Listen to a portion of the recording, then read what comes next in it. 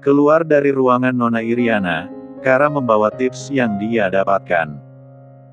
Menatap uang tersebut membuatnya kembali teringat di mana posisinya saat ini.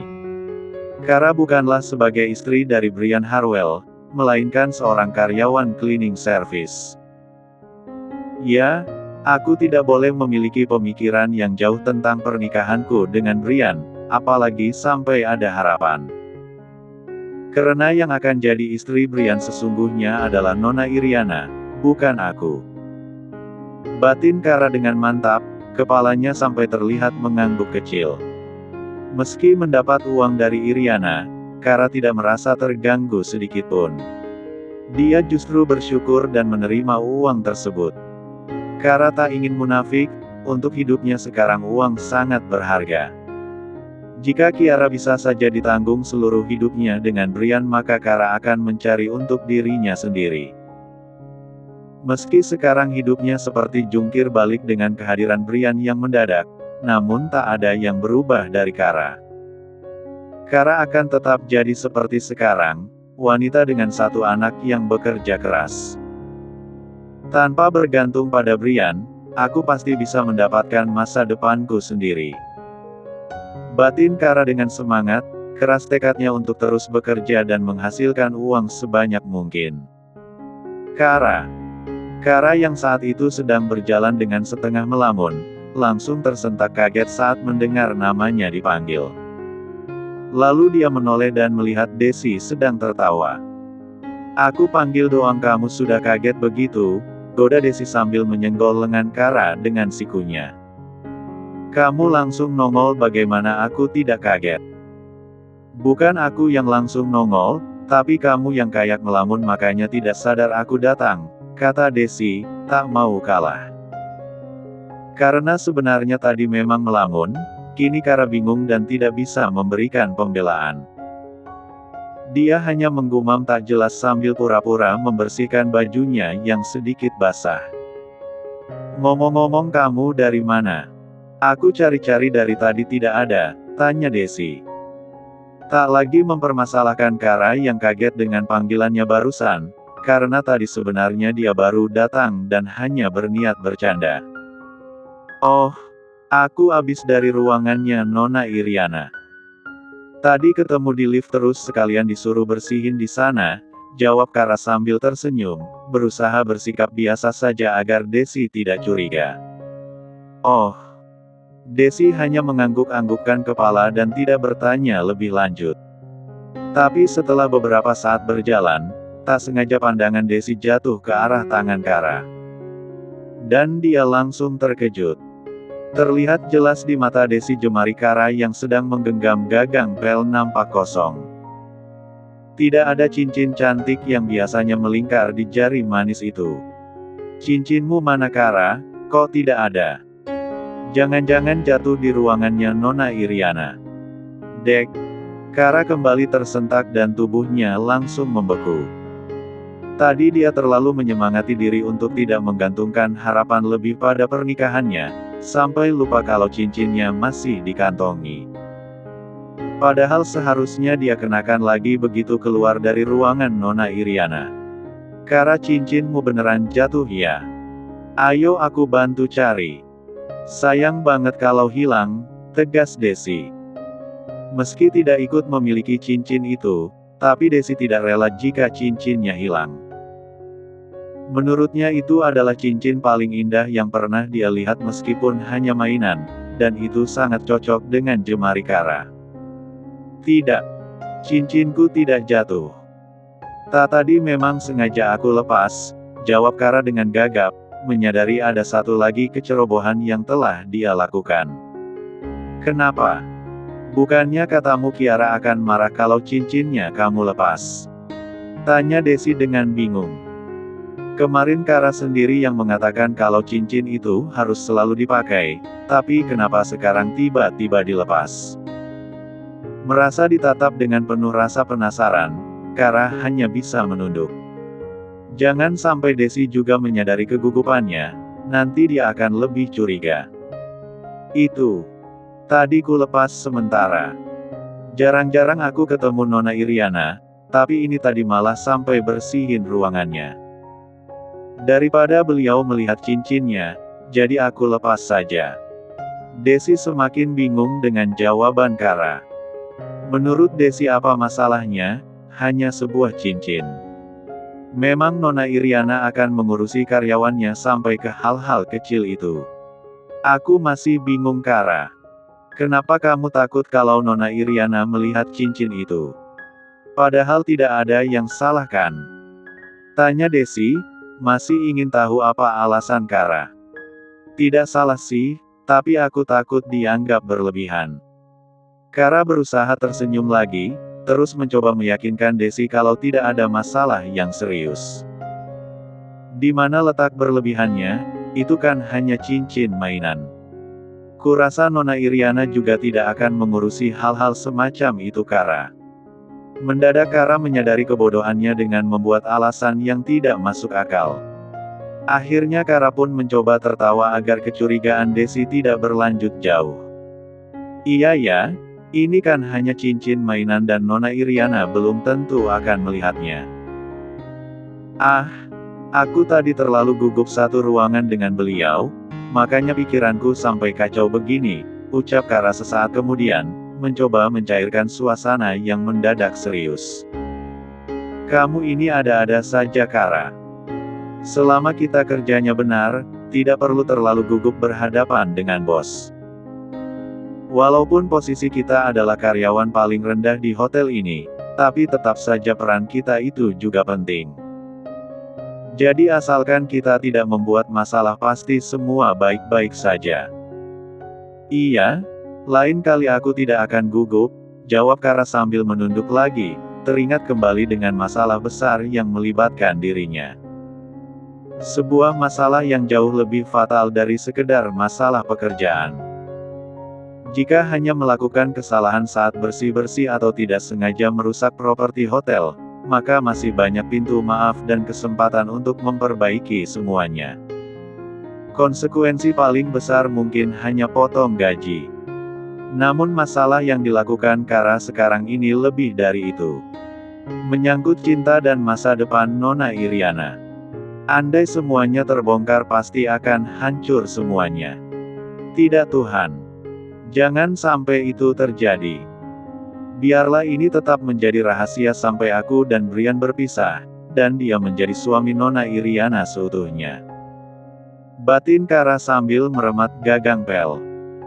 Hatinya kembali cemas ketika mengingat kemungkinan terburuk yang bisa saja dilakukan Nona Iriana terhadap dirinya dan Kiara. Waktu cepat bergulir dan sore hari pun tiba. Namun Iriana masih ada di kursi kerjanya, duduk dengan gelisah dan tidak ada ketenangan sedikitpun. Berulang kali dia melihat ponsel dan menunggu kabar dari orang suruhannya. Tapi sampai hampir jam 5 belum ada telepon atau hanya pesan singkat dari orang tersebut.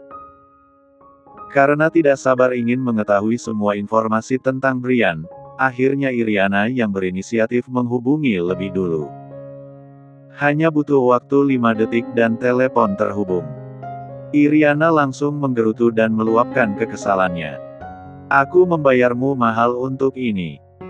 Jangan membuatku kecewa.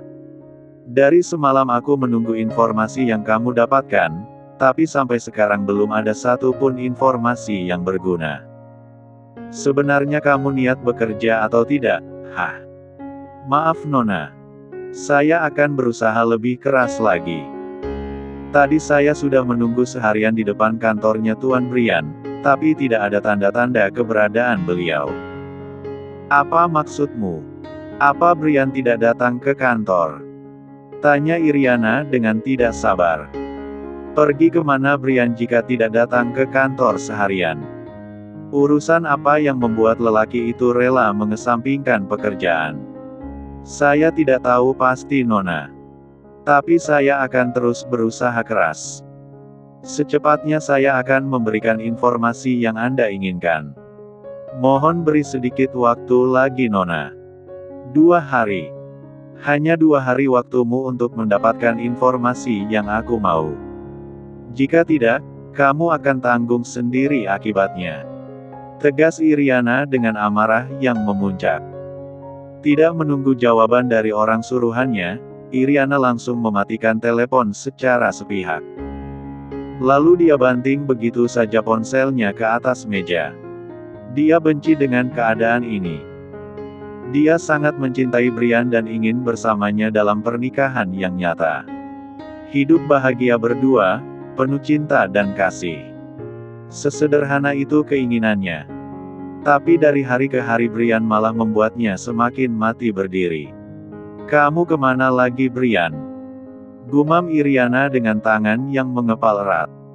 Di antara emosinya yang masih menggebu. Tiba-tiba Iriana tersadar akan satu hal. Mungkinkah Brian sudah mengetahui pergerakannya, makanya lelaki itu menjadi lebih sulit diselidiki.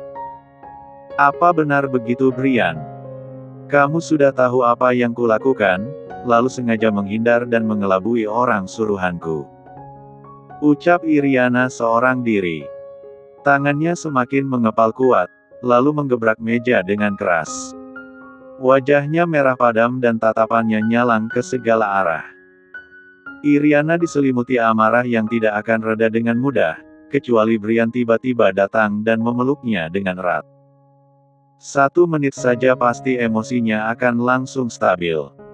Tapi di mana lelaki itu sekarang? Jangankan minta pelukan, posisinya saja Iriana sama sekali tidak tahu.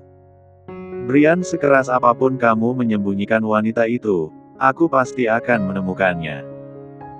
Dan aku pastikan juga dia akan membayar perbuatanmu padaku hari ini," batin Iriana, penuh dendam terhadap wanita yang berani merebut Brian darinya. Selain Iriana, orang suruhannya juga frustasi dengan tugas berat yang diberikan itu. Menyelidiki Brian ternyata tidak semudah yang dia bayangkan. Rasanya waktu 2 hari terlalu singkat untuk mengumpulkan informasi yang diinginkan nonanya. Bertahun-tahun bekerja pada Nyonya Martha, baru sekarang aku merasa tertekan. Kalau tidak ingat aku masih membutuhkan pekerjaan ini, lebih baik aku angkat tangan dan menyerah. Tidak tahu orang seperti apa Tuan Brian itu kenapa sulit sekali diselidiki, gumamnya seorang diri. Dia sampai pusing 7 keliling memikirkan cara apa lagi yang harus digunakan untuk menemukan informasi tentang Brian. Dia sudah memutar otak tapi belum ada hasil sedikitpun. Sedangkan sang nona terus mendesak dan menekannya. Jika seperti ini terus lama-lama predikat kompetennya akan hilang. Bisa-bisa turun gaji dan kedudukan karena dianggap gagal menjalankan perintah. Tanpa sepengetahuan orang tersebut, sebenarnya Brian telah antisipasi. Dia menyuruh asisten Jody untuk memasang keamanan di sekelilingnya. Brian tidak mau mengambil resiko dengan membiarkan Iriana tahu tentang Kara dan Kiara sekarang, akan berbahaya untuk mereka berdua. Di saat orang suruhan Iriana masih sibuk mencari tahu tentangnya, Brian malah bersenang-senang dengan Kiara. Dia mengajak anak tercintanya itu jalan-jalan di Clarke Supermall. "Dedi, iklimnya enak banget, aku suka," ucap Kiara dengan riangnya. Penuh semangat dia melahap es krim rasa strawberry yang baru saja dibelikan Brian. "Kalau Kiara suka nanti kita beli lagi ya," jawab Brian sambil mengusap puncak kepala Kiara, penuh kasih sayang. Namun gadis kecil itu malah menggeleng-geleng. "Nggak mau beli es krim lagi dan kita beli yang lain saja. Aku mau mencoba semua makanan enak di mall ini." "Boleh sayang. Pokoknya apapun yang Kiara mau pasti Dedi belikan." "Yeay." Kiara bersorak girang. Bahagia sekali memiliki Dedi seperti Brian. Tidak hanya tampan dan kaya raya, tapi juga sangat menyayanginya. Brian sendiri tidak kalah senangnya dengan Kiara. Melihat anaknya terus tersenyum dan nampak bahagia, dia pun ikut bahagia. Bersama Kara dan Kiara, Brian seperti menemukan kembali arah hidupnya. "Dad, kalau Mommy libur boleh nggak kita jalan-jalan lagi ke tempat ini? Aku mau ajak Mommy main mobil-mobilan kayak tadi," tanya Kiara, membayangkan betapa serunya jika sang Mommy juga ikut jalan-jalan. bermain bersama, belanja bersama, dan Kiara bisa menggandeng tangan Momi serta dadinya. Seperti impiannya dulu. Tentu boleh sayang. Nanti kita ajak Momi ke sini ya. Tanpa ragu Brian meluluskan permintaan Kiara. Jalan-jalan dan menghabiskan waktu bersama Kara bukan hanya keinginan Kiara, melainkan juga keinginan Brian sendiri. Membayangkannya saja sekarang Brian sudah senyum-senyum sendiri. Jika yang meminta Kiara pasti Kara tidak akan menolak. Kali ini Dedi percayakan semuanya padamu Kiara. Batin Brian dengan senyuman yang semakin lebar. Dedi kenapa cenyum-cenyum cendili? Apa ada yang lucu Dat? Tegur Kiara sambil melahap es krim terakhirnya. Sebelum menjawab celotehan Kiara, Brian tersenyum lebih dulu. Anaknya itu memang agak cerewet. Tapi terkadang tingkahnya menggemaskan juga. Tidak ada yang lucu sayang. Dedi tersenyum karena bahagia bisa jalan-jalan bareng Kiara. Kiara bahagia tidak jalan-jalan bareng Dedi. Bahagia banget dong. Dedi adalah Dedi terbaik di dunia ini. Dan Kiara sangat sayang dengan Dedi, balas Kiara sambil tersenyum senang. Terwujud sudah keinginannya untuk memiliki Dedi seperti teman-teman yang lain. Dedi juga sangat menyayangimu, Kiara. Bibir Brian mengulum senyum lagi saat mengatakan kalimat itu. Mengusap rambut Kiara dengan lembut, lalu Brian menawarkan untuk membeli boneka yang besar. Kiara langsung setuju sampai melompat-lompat karena sangat bahagia. Brian menatap gemas tingkah lucu putrinya itu dan kemudian membawa tubuh mungil Kiara dalam gendongannya. Kalau dulu Om Dev yang celing mengajakku main dan jalan-jalan, kalau cekalang Dedi, ucap Kiara, mulutnya memang tak bisa diam. Bahkan sudah ada dalam gendongan Brian, tapi masih ada saja yang dia bicarakan. Om Dev? Tanya Brian. Mendengar nama itu masih terasa asing baginya. Kiara baru pertama kali ini menyebutnya, sedangkan Kara malah tidak pernah. Iya, Om Dev. Dia sangat baik, tapi masih lebih baik Dedi. Lebih tampan Dedi, lebih kaya Dedi. Pokoknya Dedi lebih segalanya dari Om Dev. Mendengar ucapan Kiara, Brian hanya tersenyum. Meski belum tahu siapa Dev, tapi Brian percaya dengan apa yang dikatakan Kiara. Terutama pada kalimat yang mengatakan kalau dirinya lebih tampan dari Dev. Itu pasti fakta. Karena di dunia ini lelaki mana yang lebih tampan darinya. Jika ada kesempatan untuk bertemu dengan lelaki yang bernama Dev itu, aku akan mengucapkan terima kasih padanya. Dia sudah berbaik hati menjaga Kiara selama tidak ada aku di sampingnya. Batin Brian, sama sekali tidak mengedepankan rasa cemburu. Dia sadar saat itu Kara pasti mengalami masa-masa yang sangat sulit. Tidak mudah menjadi ibu tunggal yang membesarkan anak sendirian tanpa ada dukungan. Selain itu, Brian juga yakin Dev bukanlah orang istimewa bagi Kara. Terbukti Kara justru memilih membawa Kiara kembali ke Indonesia dan tidak bertahan di luar negeri sana. Pengaruh pujian dari Kiara membuat Brian bisa berpikir dengan sangat jernih. Sayangnya sekarang Brian tidak sadar jika di kejauhan sana ada sepasang mata yang tak henti-hentinya mengawasi. Laki-laki itu sangat mirip dengan Brian, tapi siapa anak kecil yang bersamanya? Batin seorang wanita yang terus memperhatikan Brian, yang merupakan teman dekat Iriana.